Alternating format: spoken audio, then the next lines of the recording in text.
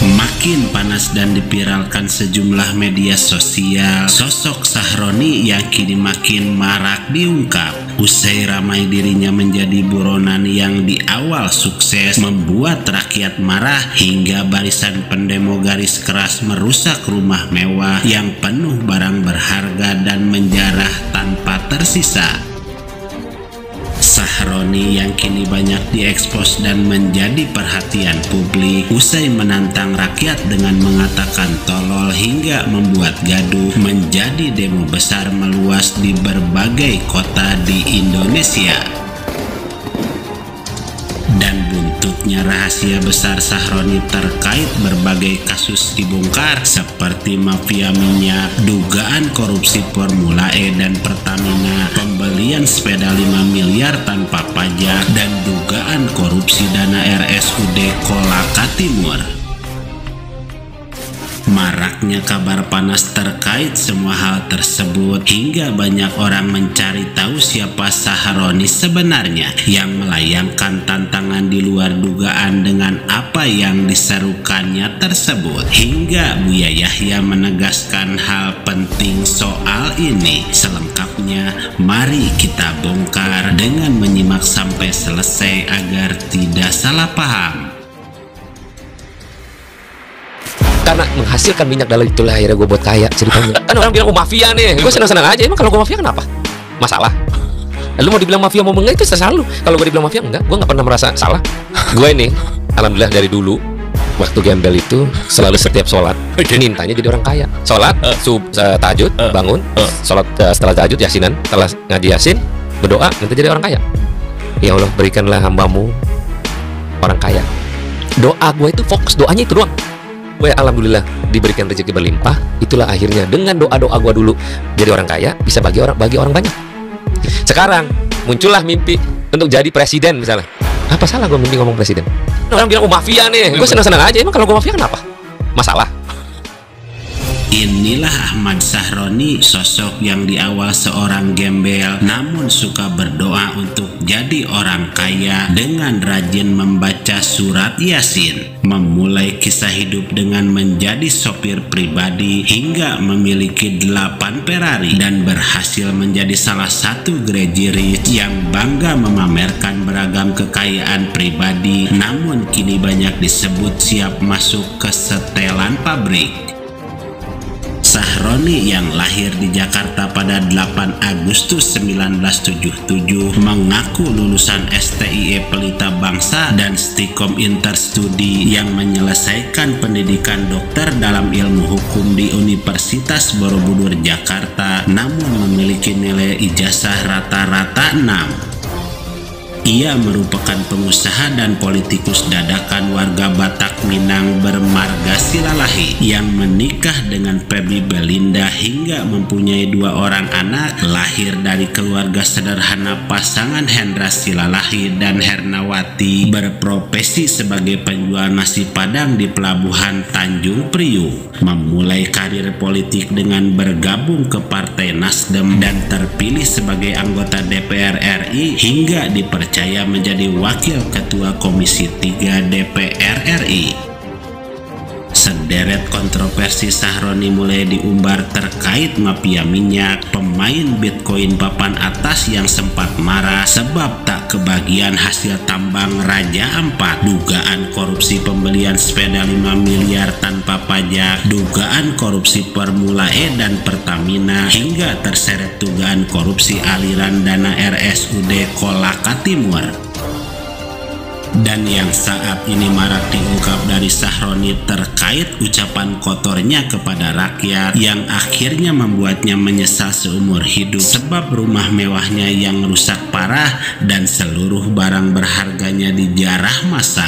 Kehidupan pribadi yang nyeleneh dan memalukan akhirnya dibongkar tuntas di masyarakat luas hingga membuatnya menghilang meninggalkan penyesalan yang mendalam. Lantas untuk melihat marak komentar beragam hingga pentingnya penjelasan lengkap terkait apa yang dilakukan dan siapa Ahmad Sahroni sebenarnya, inilah tanggapan Buya Yahya yang menegaskan hal penting terkait ini. Akan tapi jika itu ada hubungannya dengan kebijakan yang itu memang ada hubungannya dengan orang banyak, ini bukan pribadi dan orang sudah pada tahu. Lah kalau kita ungkap, bukan ini menggunjing, bukan ini juga membuka aib, memang ini adalah terjadi pada masyarakat, bukan dirinya sendiri, karena ada hubungannya dengan orang lain, jadi beda.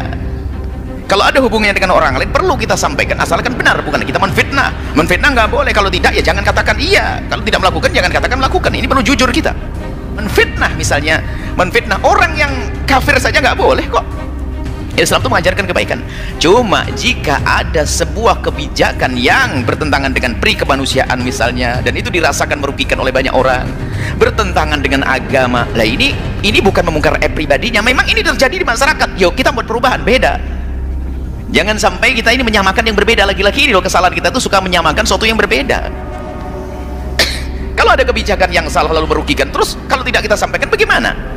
Tentu kemudian cara menyampaikannya pertama adalah dengan cara halus, mengirim surat yang baik, memberitahu sesuai dengan aturannya. Jika tidak ada tanggapan, diingatkan. Jika tidak anggapan, ya tunjukkan dengan cara diizinkan di negeri kita untuk berdemo misalnya. Demo itu artinya memberitahu bahasanya kami menginginkan seperti itu, dan itu memang benar yang diperjuangkan, bukan dusta seperti itu.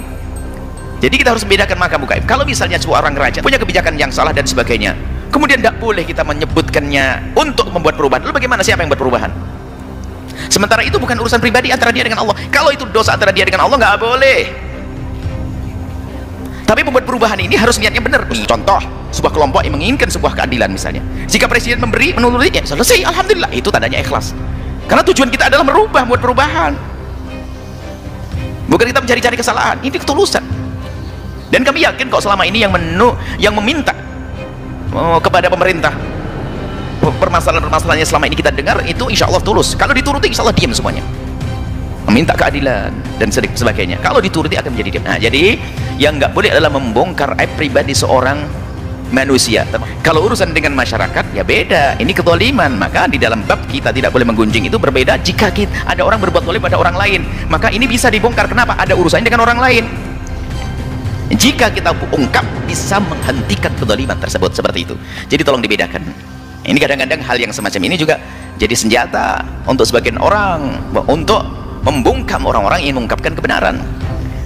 Di sisi lain memang ada orang berlebihan barangkali yang tidak ada disebutkan, jadi fitnah. Sudahlah, jangan fitnah. Jangan ada orang ingin mengkritisi presiden lalu Anda bungkam mulutnya. Mengkritisi itu kan ingin membangun karena cinta kepada penguasa agar negara ini tentram, membuat kritikan itu wajar dan bukan membongkar aib pribadinya kok. Ini bisa. Tapi kalau sudah membongkar aib pribadi ya semuanya melarang, nggak diperkenankan. Urusan dia dengan Allah kok. Dan siapa yang tidak berdosa dari kita semuanya? Hanya perbedaannya Allah tutup atau tidak tutup. Ada banyak dosa yang ditutup oleh Allah, nggak ada yang tahu.